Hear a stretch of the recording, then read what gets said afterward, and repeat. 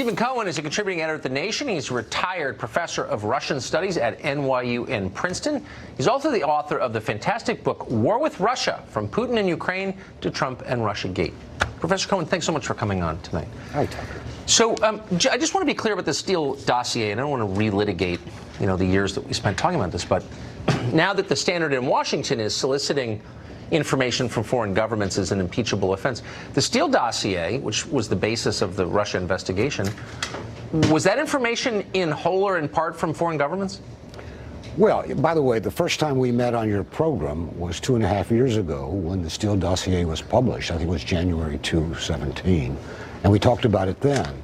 And I said to you then, this is clearly something concocted probably by intelligence agencies around the world. And that's what it's turned out to be. Steele's premise, which got him attention, was that he got all this from sources high in the Kremlin, correct? It was supposed to be Kremlin sources. But the story didn't make any sense because the dossier said Putin wanted to elect Trump. So why then, we ask ourselves, would Putin's own agents give Steele dirt on Trump to destroy his candidacy? The whole Steele document made very little sense. By the way, we now know that Steele was more of a composer than a writer. A lot of people contributed to it, including the wife of a very high-ranking American FBI agent, Louise Orr. She said she researched for Steele, so I assume that's what it means.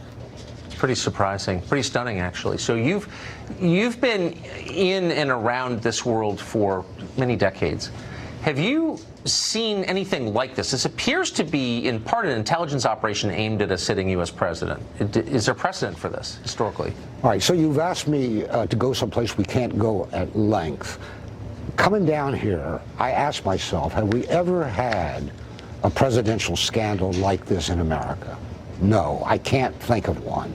Then, because I study the Soviet Union as a profession, I asked myself, did the Russian secret police, the KGB, run its own operations against Soviet leaders who pursued policies they didn't like?